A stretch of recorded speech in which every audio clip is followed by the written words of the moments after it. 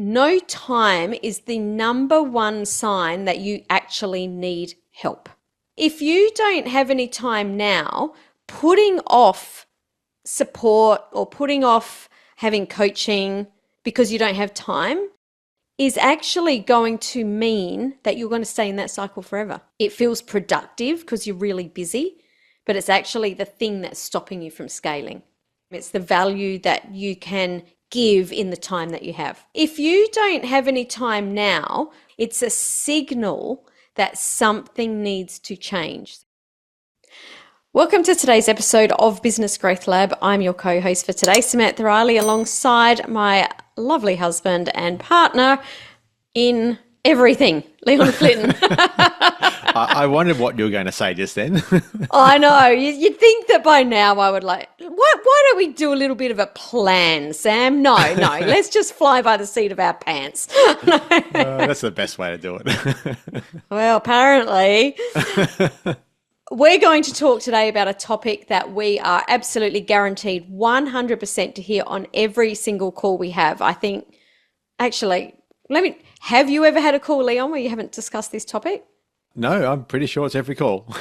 Every call. It's something that is something that affects us all. It's something that we need to have to be able to run our business. And it's something that most people say they don't have enough of, and that's time. So that's what we're going to talk about. But Leon, I want to start off with something a little bit fun this morning. If you had to describe your business energy this week using only a song title, what would it be? Great question. I'm going to go with TNT, AC/DC. Let's go. Oh, no. Oh, not blow it up after last week's episode. I thought you were saying, "Oh, you're going to blow it up." No, maybe just explosive power. Oh wow!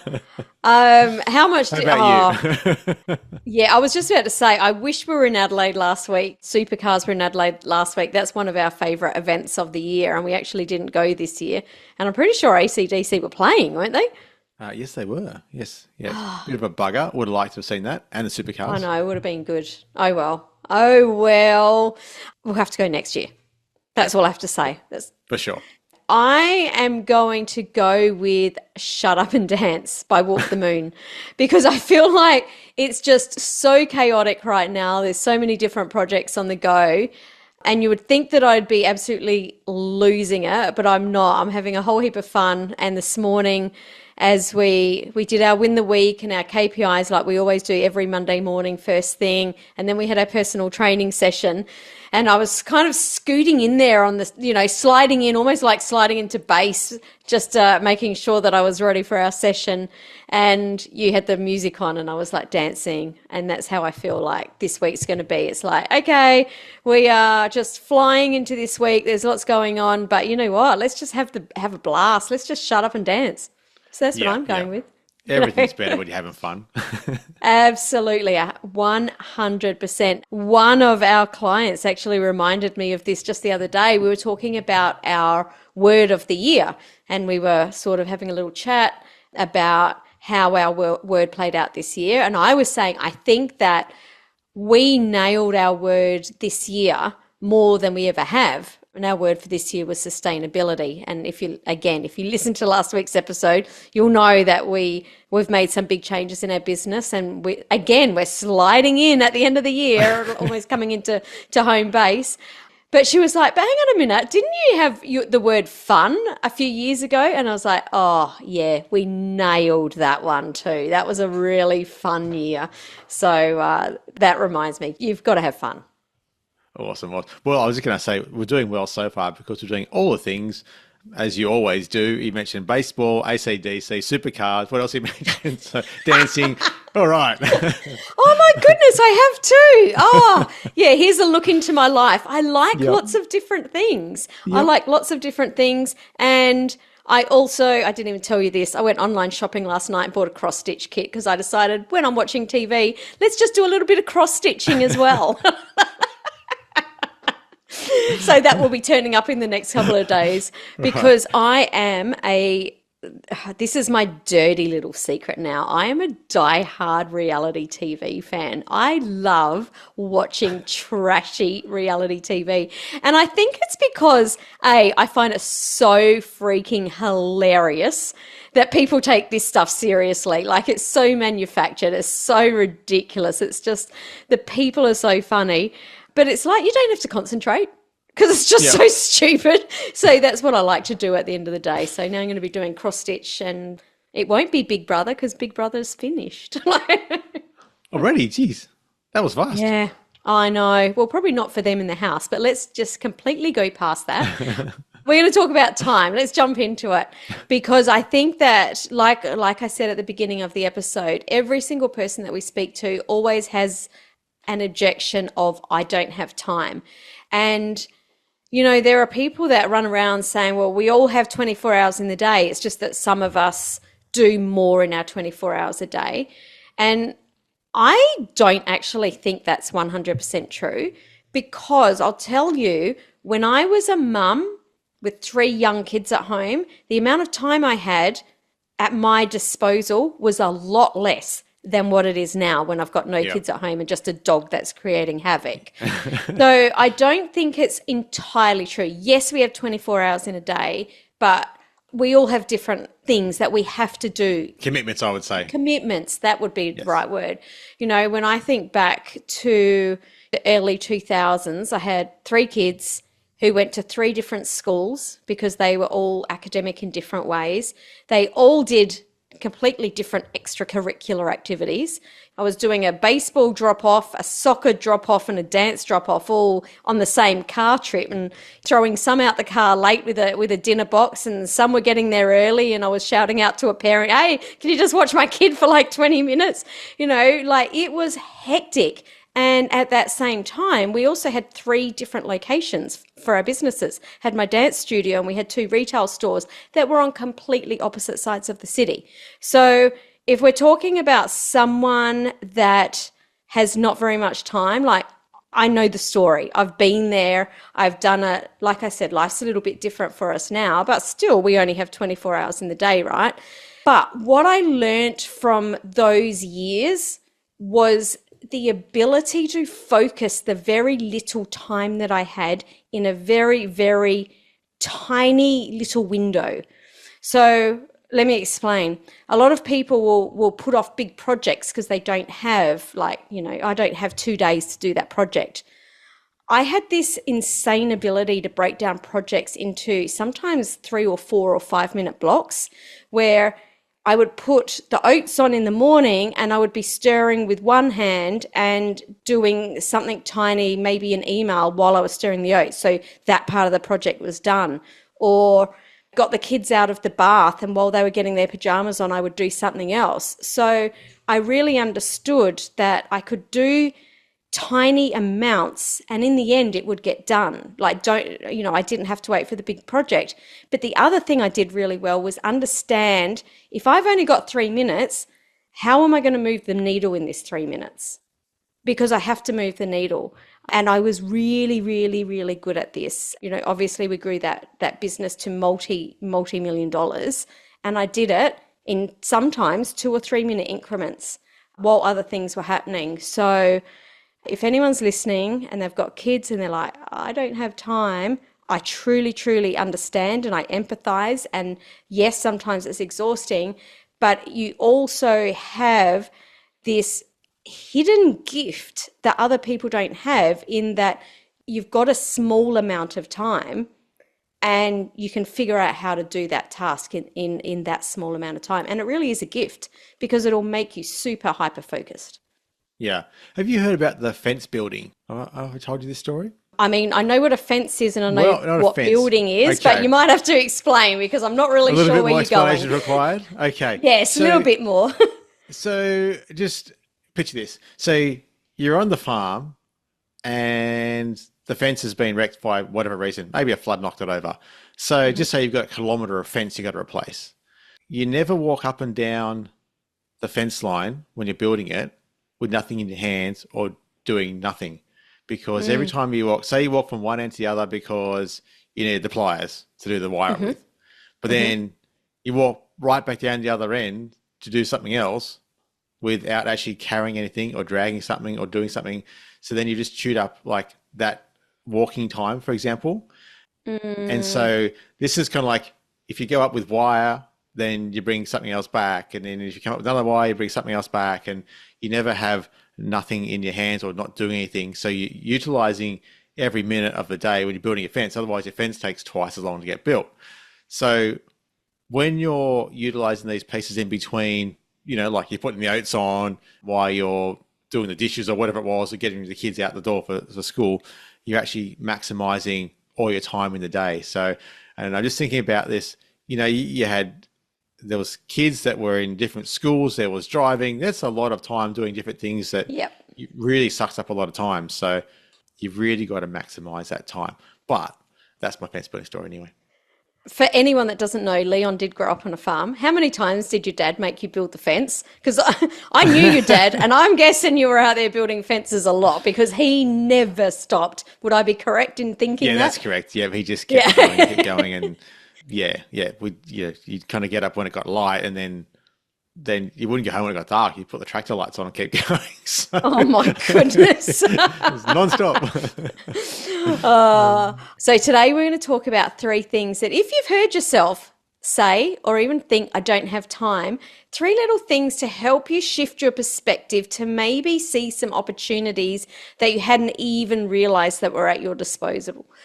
So, Leon, let's dive in. I think the first thing I want to say is if you're saying this or thinking this, you've already got a problem because if you don't have time, you're already paying the price.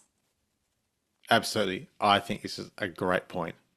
That if you're questioning it already, or you're actually telling yourself this, you definitely are paying the price for this.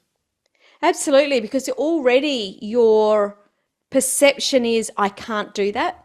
That's already, Mm, but that's what that's yeah. saying. If I don't have time, which means that while you're saying that and thinking I can't do it, someone else has figured out a different way to do it, right? So every time you say to yourself, I'll get to that later, your income, your energy, your freedom, your time that you could be doing things that you'd rather be doing are all quietly paying for that delay. Yeah, and that's a good point because it's not really talking about you're not just paying for it with money, you're Yeah. paying it for with your health or your family time. So really, really is it something that's going to hit hard because I don't know about you, but I like my weekends as they are. So Exactly, right? And, I like to sit down at the end of the night and watch crap on TV. crappy TV. I know, right? Because I just enjoy it, and I don't have to explain that to anyone. But if I'm working because I'm trying to get things done, then I miss out on that, or I miss out on whatever it is.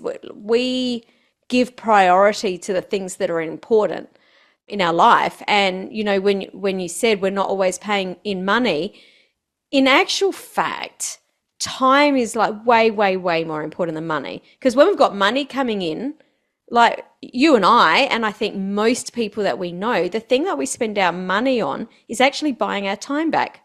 We give it to the guy that mows our grass. We give it to the guy that comes to fix or check the pool and make sure the pool's full. We give it to the cleaner. And there's all sorts of other different people that we give it to buy back our time. Yeah, yeah. I was just thinking as well there that there's always a trade-off as well. So if you're thinking you don't have time because you're doing a particular task, for example, there's always Mm. going to be a trade-off of what you should have been doing. And I think that's the trigger for then going, okay, what's the knock-on effect of that? And that's the effect of you don't have enough cash flow now, or now you don't have the job finished because you didn't outsource it or whatever. And then now you're Mm. going, well, I have no family time and now I'm working on the weekend. And then I think it kind of snowballs. I think it just kind Totally. of goes on from there. Totally. But think about this, and you and I have seen this before. I'm thinking back to different clients that we've had over the years, and this comes up a lot, where they're doing activities, let's just say, in their business that are really low value, like fiddling around with Canva or mucking around in a website or redesigning their website for the fourth time before they've actually even launched a product. Yes, we've seen that happen. They think they're avoiding a cost by doing it themselves, but they're paying the price because they're not able to make sales. Yeah, it's actually an expense, isn't it? Which is Yeah, crazy, but yeah. So you're investing in something already, okay? And I say investing because time is something that when you invest it, you get a return on that investment, right? You put a certain amount of time into doing whatever it is, and it means that you get like a return. So you can either invest and get a big return, and what I mean by that is you get a lot of money back, which means that you can pay for someone to do those low value tasks, which means you're also buying time. So you're getting a really high investment. I would call that a high worth investment. Or you're actually investing in staying overwhelmed. You're still making an investment. You just get to yeah, choose which one it yeah, is, right? And I think that when you realize that you've got choice, well, hopefully a few people have gone, oh my goodness, like boom, I've just got it. I'm hoping that's what that did. But you're already investing, invest into your business to bring in the money that so you can buy your time, or you're investing in staying overwhelmed. And really, that's the only two investments that you can make. yeah. Do you think that business owners actually think that they need to be busy, like they're just busy being busy, so therefore they think they're doing valuable work? I think so. I think that it can make you feel good at the end of the day if you go, oh my goodness, I was so busy today, because we've been taught as children, it's a belief system that's been instilled in us, right? That when we're busy, that's a good thing. And gosh, I can put my hand up and say I'm guilty of this. There's lots of time where I'm like, oh my goodness, I'm busy. And you can think about, wow, that's so amazing. But there's times where I've thought, hang on a minute, I'm not moving the needle as much as what I think I should be for being this busy. And what I've done is really taken stock and actually got a piece of paper and a pen beside me and written down a whole heap of crap that I was doing. Well, I didn't realize it at the time, but you look and go, didn't actually need to do 20 of those things. That's just busy work. So 100%. Yeah, it's Yeah, about, I think, when you're investing, you check your numbers every month, right? Or week, month, year. Like you're looking and making sure that you're not losing your capital, or you're making sure that, that you're getting the returns that you need to be getting. And if you're not, you move your money, or, if you are, you might put some more money into it, whatever it is. Well, you should treat your time exactly the same. Are you checking every single week, every single month, every single year, and reviewing where did I spend my time? What was the investment back on that time? Because I think that's really, really important. yeah. What about this is a bit savage, but if you're a consultant, for example, and you're doing Hmm. anywhere from like, 3.5 to 10 grand for a consulting gig, it might be 2, 3 hours, whatever it is. Hmm. If you're then stuck back in Canva playing with images for like 2, 3 hours, Hmm.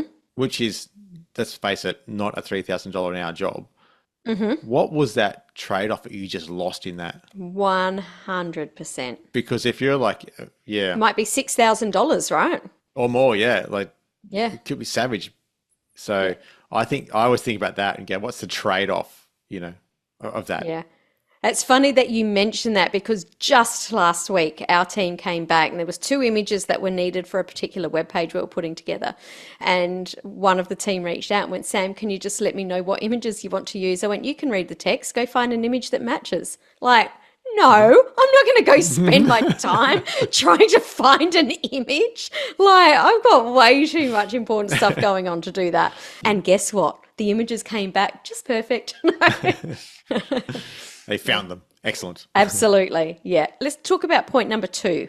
This is just as important. No time is the number one sign that you actually need help. Yeah. I'll let that land for just a minute. No time is the number one sign that you actually need help. Yeah. I always feel that it's like a trigger to me when they say they don't have the time, and like I get triggered. because I go, that's exactly why you need help. Exactly, because if you don't have any time now, putting off support or putting off having coaching because you don't have time is actually going to mean that you're going to stay in that cycle forever. Yeah, you're totally stuck. By doing the busy work that is comfortable now, because that's why you're in this loop, right? It's comfortable because you know it. You are going to continue to be busy forever. It's a signal that something needs to change. So if you're super busy and you've said, you know what, I can't afford to do that program, course, project, whatever it is, something needs to change. Yeah. So we just chatted before about the consultant and the business owner kind of part of it, whereas, what's the trade-off that you're doing? So what I was just thinking then was that, you always give me these ideas as we chat, is that if you're the business owner as well, you don't have to be doing 40, 50, 60 hours a week. Like, you're the business owner. Why are you doing it all for? That's not how you do it. There's a CEO from like Woolies or Coles or somewhere. Do you see them on checkout? Exact. Oh my goodness. I say that all the time. I bet the CEO of Woolies doesn't even know how to use a checkout. Exactly. And for very good reason. That's not his job. Absolutely. It's not his job. That's exactly right. Everyone has their place. And I'm so glad you brought this up because I feel like there's a lot of business owners that feel guilty that they might have a team, might be just one person, like one virtual assistant, or it could be a whole team that are working 40-hour weeks. And they think that they also need to be working 40-hour weeks. And that is so far from the truth, it's not funny. Because a lot of the things as a CEO that you do that you don't feel like is work actually is. And that might be going out to lunch. It might be taking time away from your business for creativity. Like going on retreat is what's needed for your role to be able to walk away from the business and rest and get your creative juices on. I think it's Bill Gates once a year. He takes like a whole heap of books and goes to this little lake house and just reads and sits and ponders. And as you and I know, like when do the big decisions drop in? It's when there's no internet, when you're in the shower, when you're driving, when you're going for a walk. Like it's the times where you're out there. So does that mean that's not work? No, it very much is, because as the business owner, we are on 24/7, whether you like it or not. Our brain is constantly thinking things through. Like right now, I think I'm waking up 10 times a night because I'm dreaming about funnels and videos and all sorts of things because my brain's working it through as I'm sleeping. Like I'm on 24/7. So don't get into the thought that you have to be busy for 40 hours a week just because your team is. I don't know where that idea has come from, but I think this comes from like somewhere back in the, I don't know, whether it's school or something or wherever it is. But this thing is in some people think you have to be paid by the hour for what you do and not the result. And I think, as a business owner with your IP, and if you're very experienced in what you do, it's like, what's that one you told me about with the guy with the ship and like they're all trying to fix it, but the old guy comes in and fixes it in 5 minutes because he has the experience. Oh, let me tell this story because this is actually a really, yeah, totally. I don't know where the ship came from because it was actually, look, I honestly think this is an urban myth, but I grew up in Adelaide where the Holden plant was, and you're 1 degree of separation from someone that worked at the Holden plant in the 80s. Like it was always like your dad or your brother or your brother's uncle or your friend from school. Like you always knew someone that worked at the Holden plant, especially when they went on to a 24-hour shift. So I grew up in Adelaide, so that's where this urban myth, I think, came about. But essentially, when there was the 24-hour shift at Holden, you couldn't afford for the line to stop, because if the line stopped, it cost them some phenomenal amount just by having the line stopped for, a few minutes, because it meant that you've got all the people down the line that don't get the car. So, the work's not getting done. And the story goes that the line stopped. They got all of the people that were the team leads at the time to go and have a look. No one could figure out what was going on. They called the big bosses down. Oh my goodness, we don't know what's going on. We can't get the line back up and running. And by now it's been a couple of hours. So you can imagine everyone's freaking out. They're just like, oh my God, time is money. Tick, tick. We're losing hundreds of thousands of dollars here. And someone suggested, there was, I'm going to make up his name, John. He'd just retired the week before, but he'd been there for, 50 years, and he knew everything about the plant and about the line. And so he went in, he turned one little screw, half a turn, and the line came back on. Essentially, this part of the story is you're not paying for the hours, because there was plenty of workers there, right, that were being paid by the hour. Your worth isn't around being paid by the hour. Your worth is around actually knowing what needs to be done. So when this guy put his bill in, he said, I'll have, a few $1,000s for that, please. And everyone went, hang on a minute, it took you 30 seconds to go in and turn the screw. And he went, yeah, but none of you clowns did. None of you did that. I was the one that knew. So how much is it worth to you? Because I know that line being stopped cost you hundreds of thousands of dollars. So that $3,000 for me, that's worth it 20 times over kind of thing. So, yeah. Yeah. That was way better than my boat story anyway. Well, actually, I was halfway through and I was thinking, I hope everyone gets where I'm going with this. You don't know what a Holden is and you don't know what a line is. Well, they're kind of historical now, but anyway.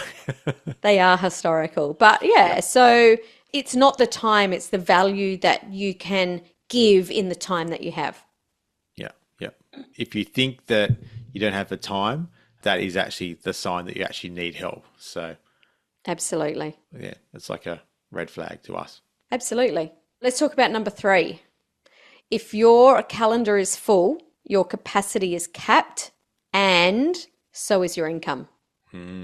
This is so important, because when there's no room in your week, there's no room for growth. You've already hit an invisible ceiling that you can't outwork because there's no hours left. Yeah.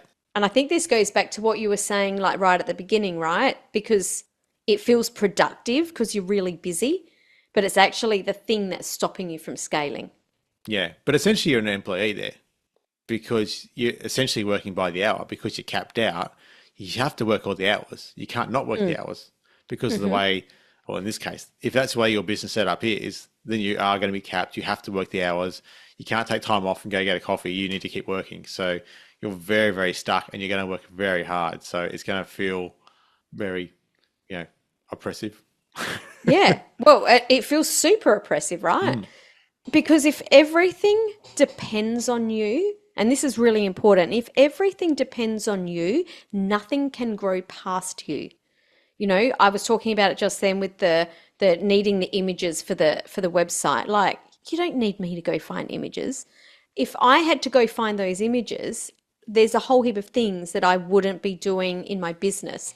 So think of a bucket, and let's call it a day. So you've got 24 hours, and imagine you've got a post-it note for every single hour. So 8 or 9 of those post-it notes go straight in for sleep. For me, it's probably about 10. I sleep a lot. I'm putting 10 post-it notes in there for some sleep. There's a few post-it notes in there for eating. There might be a post-it note for exercise or some sort of, fitness. There's going to be post-it notes in there for driving children around or going shopping, going to the grocery store, the supermarket, whatever it is. And you've put all of these post-it notes in the bucket. How many have you got left before you hit that 24? There's probably not many. So now imagine that you've only got, I don't know, let's say 5 or 6 post-it notes left, and you're trying to scale your business and you've only got 5 left. Like, what are you using, or what are you putting on those post-it notes to fill the bucket? Is it playing in Canva, going to find stock photos for a website, writing content that has no strategy behind it, that doesn't bring in leads? Oh my goodness, that's a massive one. Just creating random content. What's something else, Leon? I was going to say, what the cracker I always see is like finding jobs for your VA to do. Yeah. Yep. So Yep. not having systems, I would put that Yep. in the bucket of not having systems. Yeah. Or doing things because it's quicker to do yourself, Yep. Yeah. Yeah. or playing with tech. Like, oh my goodness, all of these things, they make me tear my hair out. Did I tell you about that? I had this a boss when I was younger that he used to be say he used to have this saying. It was, it's like having a dog and barking yourself. Yeah. My grandfather used to say that one as well. Must be an old school one. Yeah, must be.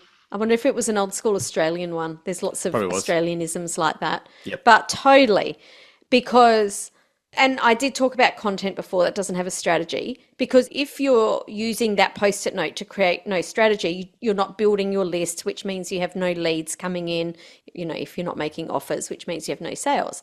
However, if you use that post-it note for creating content that has a strategy and grows your database, that, maybe drives to something so that people book a call with you, then that's totally different. So it's about being really strategic. Like, what are you actually doing to grow your business? Are you emailing your list consistently? Are you repurposing your core content properly? Are you following up leads, or making sure that you're putting out offers, or improving your one core offer, or up leveling your client experience? Actually, even that last one, if you're in a growth phase, I probably wouldn't even touch that unless your offer needs a bit of a zhuzh to be able to bring higher price clients in. But this all, again, comes back to the strategy, right? And everyone's strategy is going to be slightly different for where they are.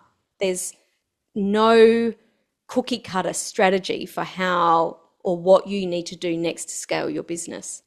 Yeah. I think if you put a value on some of these as well, like there's the Canva task, right? Which is always the example that we use, like you're playing in Canva. That's, X amount of dollars per hour, so to speak, even though we should be thinking in hours. But at this stage, well, you might be. Well, just to give an idea of what that picture looks like, right? Yeah. Yeah. But if you should have been doing sales calls instead of playing in Canva, what was that net value that you just lost there? So like you think about it affecting your sales and your income, that playing in Canva, that trade-off was, you kind of spent 25, $50, whatever it was in playing in Canva, but you weren't earning so many hundreds of thousands of dollars the other Let's way. Yeah. actually make this super clear. Imagine in that same amount of time, you signed a client that was worth $15,000 or $20,000 a year to you, and you didn't sign that client because you were playing in Canva. That hour in Canva that someone could have been doing that cost, that you could be paying them somewhere between $5 and $50 an hour, has just cost you $20,000 minus $50. $19,950. Right? Did I get that right? I'm shocking at Absolutely. maths. I'll take the sales call, thanks. Yeah, exactly. Absolutely. So that's what we're talking about. And I think a lot of people, they hear, oh, like I'm playing in Canva, or I can't afford someone to fix that lead page, and, I can do it for free, but they're not thinking about it, that if I did this other thing at the same time, that the return would be, 19,000%. Yes, $19,950.